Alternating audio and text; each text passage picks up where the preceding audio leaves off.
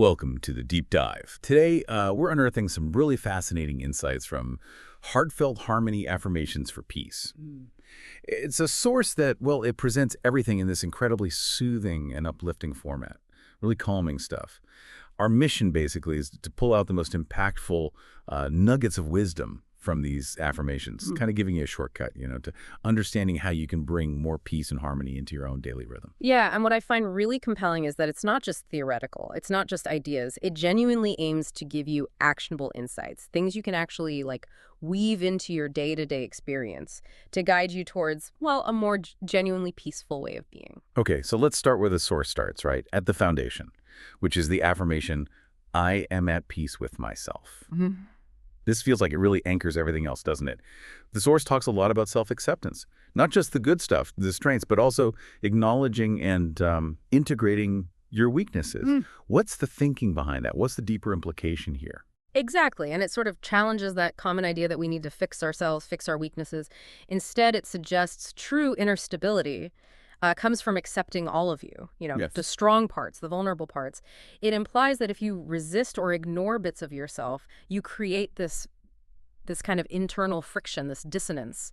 Whereas integration builds a more robust and honest foundation for peace. Okay. And when it talks about cultivating inner calm, it's interesting. It's not just the usual practice mindfulness and meditation, though that's there. It offers this fascinating angle suggesting it's about training your attention, like training it to perceive peace even when things are chaotic around you, almost like developing mental noise-canceling headphones for your inner world. Wow, that's a really powerful way to reframe mindfulness. Yeah. So, okay, for someone listening who maybe struggles with that persistent, Yeah. negative self-talk, that inner critic, how does the source advise fostering self-love? Like in a way that actually shifts that ingrained pattern. It's pretty direct, actually. It highlights that doing positive self-talk, using affirmations, it isn't just a feel-good temporary thing. It touches on this really profound idea, almost like neuro-linguistic programming. The implication is you're actively, consciously rewiring your internal dialogue. It's about deliberately choosing and then repeating phrases that literally over time repattern your brain's default setting. So it becomes this powerful tool for real sustained change, not just, momentary relief. That makes sense. It's like building a new mental habit. Yeah. And it's fascinating how the source then kind of builds on this, right? Moving from that internal harmony outwards to how our inner state affects our external world. Which brings us to the next affirmation. I attract positive energy. Indeed. And the insight here is really about active participation. It's not passive. It's not about just sitting back and waiting for positive energy to somehow find you. The source encourages you to proactively seek out and really engage with uplifting people, positive environments. Right. So that means making conscious choices about who you spend time with, even the kind of media you consume. Choosing your inputs, basically. Exactly. And regarding gratitude, the source takes it beyond just counting your blessings once in a while. It frames gratitude as an active calibration of your perception, a deliberate daily practice that, over time literally starts to rewire your brain's default setting, moving it away from automatically noticing the negative and towards appreciation. So it's both actively shaping your environment and actively shaping your perception of it. Yeah. Okay, what about the idea of visualizing abundance? That comes up too. How does the source suggest we practically apply that to draw more positivity into our lives? Is it just wishful thinking? Well, the source frames it more as a form of focused mental training. It encourages you not just to think about success or joy, but to vividly picture it in detail in your daily life. Seeing yourself thriving, feeling the actual emotions of success, of joy. It's presented less as magic and more as a way to prime your mind, your subconscious, priming it to recognize, and then importantly, to act on opportunities that align with that desired reality you're visualizing. Ah, okay. So you're kind of creating a mental blueprint for what you want to attract. Got it. Like setting your internal GPS. And then finally, the source brings us to arguably one of the most critical areas, our relationships. With the affirmation, I live harmoniously with others. This part really zooms in on our connections.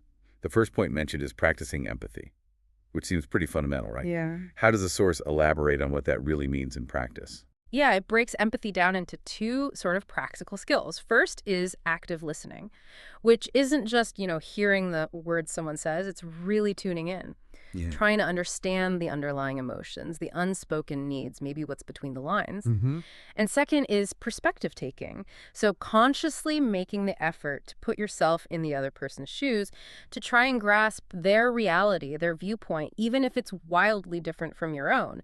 This approach, it suggests, deepens connection way beyond just superficial understanding. Okay, so listening deeply and trying to see their side. Right. And then for open communication, the source really emphasizes sharing your own thoughts and feelings honestly and respectfully. That's key. It's about being clear, expressing yourself, but also about establishing healthy boundaries, making sure your voice is heard, but, without stepping on others' toes, essentially. That balance between honesty and respect feels crucial for real harmony, not just avoiding conflict, but building connection. And the source also mentions promoting kindness through small acts. We hear that a lot.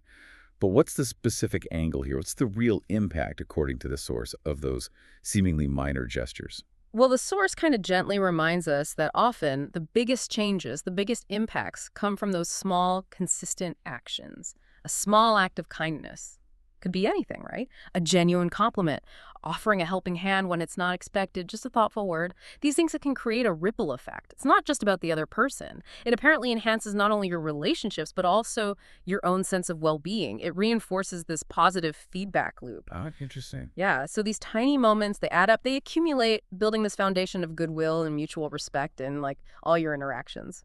Okay, so stepping back then, what does this all mean for us, for you listening? We've journeyed through these heartfelt harmony affirmations for peace, trying to pull out the practical insights for, well, cultivating peace and harmony. We started with, I am at peace with myself, looking at self-acceptance as really integrating all parts of yourself, the good and the challenging, Yeah. using mindfulness almost like that mental noise canceller you mentioned, and understanding positive self-talk maybe as a form of like neuro-linguistic reprogramming. That was interesting. Then we moved to, I attract positive energy, learning to actively, curate our environments, choose who and what we let in, thinking of gratitude not just as thanks, but as that brain recalibration, and using visualization as a kind of focused mental training, setting that blueprint. Right, setting the intention. Yeah. And finally, I live harmoniously with others. That showed us empathy broken down into active listening and perspective taking. The importance of that respectful, clear communication, finding that balance, and the really profound ripple effect of those small, consistent acts of kindness. And the source, it sort of softly concludes with this powerful reminder, this gentle nudge. Embrace these affirmations daily and let them guide you towards a life of harmony and peace. So the thought to leave you with is this. If really embracing these affirmations day by day can guide you towards a life of greater harmony and peace, what single small step, maybe just one thing, might you take today to begin that journey?